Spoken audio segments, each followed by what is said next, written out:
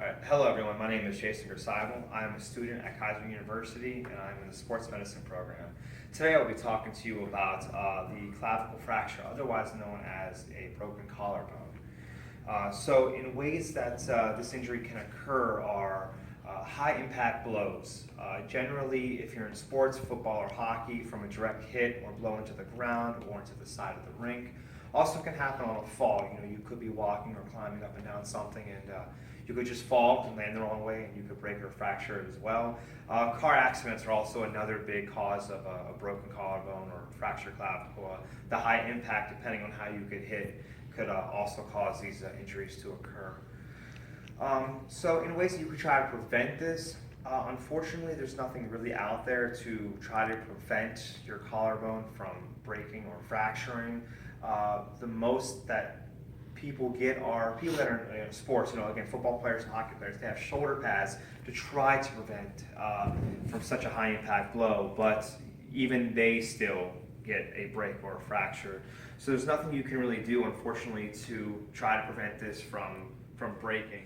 So some ways that you can treat this injury of your clavicle fracture, or otherwise known as broken collarbone, would be surgical and non-surgical treatments. And some symptoms that doctors would look for once you go would be, a slumped over shoulder, or a deformity, or a bruising, swelling. You would see it raised out of your skin. These are things that you would look for. And then they would also be taking x-rays. So the treatment process, if you don't have to do surgery, would be the doctor would put your arm in a sling, and he would put it like this here, so it's at a 90-degree angle. He would do a figure 8 wrap, so it would compress everything here. And now today they even have the Velcro strap kind of sling, so it keeps everything in full stability, so there's no way for you to move it, so you don't cause any more injury while the fracture heals. So while you're going through this process, you'll also be using pain medications to help subdue some of the pain that you'll feel in your arms, or your arm, sorry. So then also next would be to go on to after treatment would be some physical therapy. So some therapeutic means after you get out of your sling would be some strength training, some resistance training to build back up the muscles in your arm, in your shoulder that have been fractured, that have been bruised, that have caused all swelling, all this pain, to try to avoid a reoccurrence. But unfortunately, depending on your age, you have a 40 to 50% chance of, unfortunately re-injuring that particular collarbone or shoulder.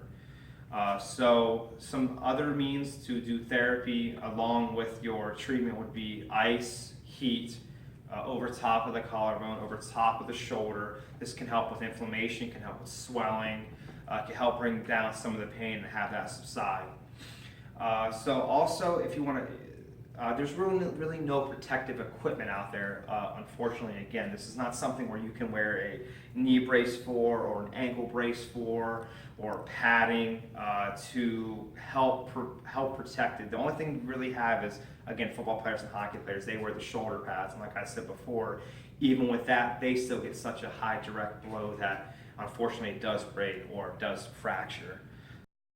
Okay, so here's a very good example of a broken collarbone, or fractured collarbone.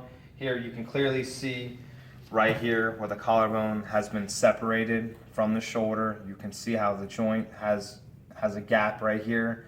So this is what we're talking about when you see a fracture or a break in the collarbone.